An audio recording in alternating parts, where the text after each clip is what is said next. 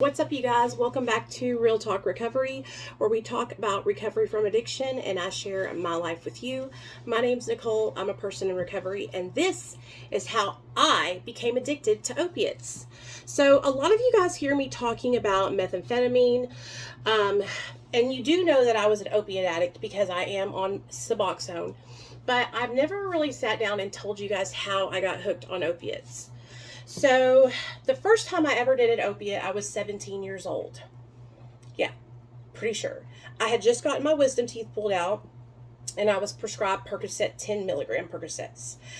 And I went through the whole bottle in one day, got a refill, and went through that bottle.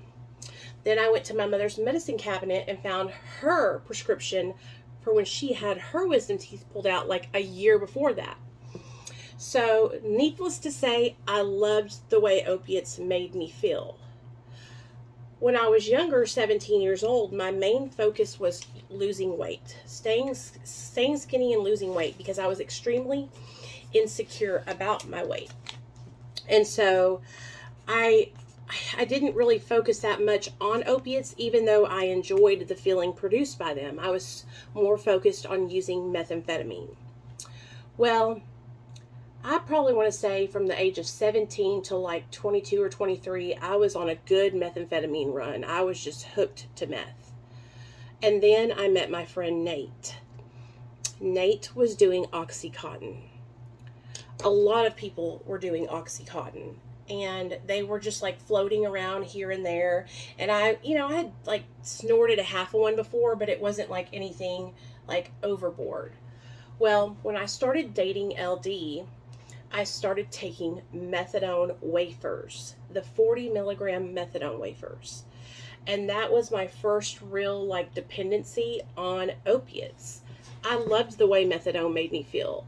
That's why when you guys asked me, like, Nicole, why didn't you do methadone maintenance? Because I abused methadone. I used methadone to get high, and I knew if I got on it, it would not be a good match for me. So, anyways, I was hooked to these 40 milligram methadone wafers. During that time being hooked to those wafers, I ended up getting pregnant. And I had an abortion. I was very ashamed of it. I had actually cheated on my boyfriend with this guy and gotten pregnant. And I didn't tell anybody. The only people that knew was my mom and my sisters. And I had that abortion. After I had that abortion, you guys, my pain pill intake just went up, up, up, up, up. But I'm still combining and using methamphetamine. Like, I'm still using meth because it keeps me skinny and it gives me energy. So what I'm trying to do is I'm trying to do this balancing act where I can do meth and then go to sleep with my opiates and my benzos, right? And I was mixing the Xanax and the methadone a lot. And what would happen is I would overdose. I was found in front of the IHOP parking lot, face down on my steering wheel, overdosed. I was found outside of my friend's house on the side of the road in the grass, overdosed.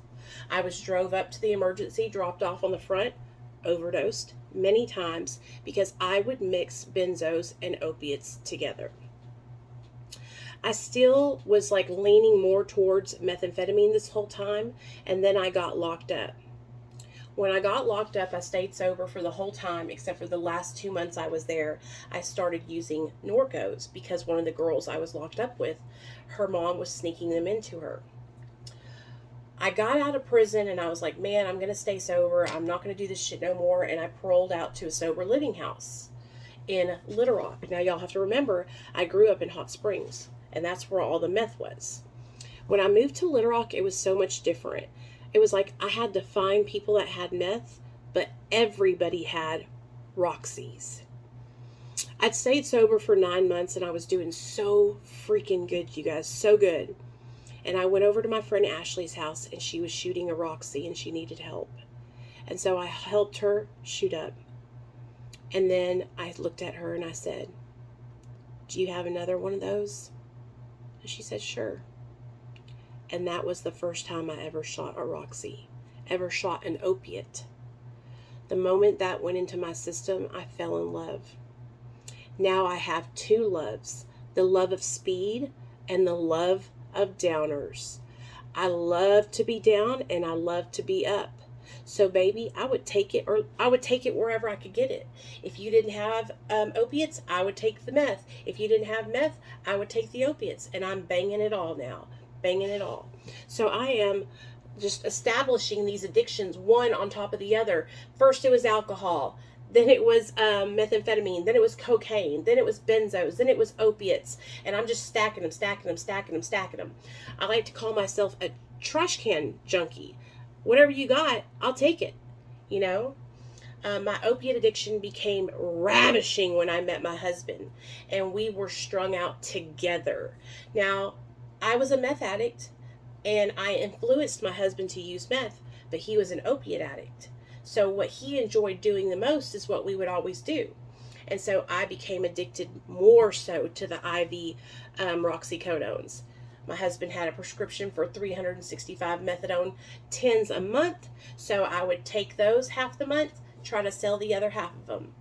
I was strung out. No matter, I was coming and going, high as hell up on meth and down low on opiates, and constantly overdosing because I would take Xanaxes with my opiates. That is how I got hooked on opiates.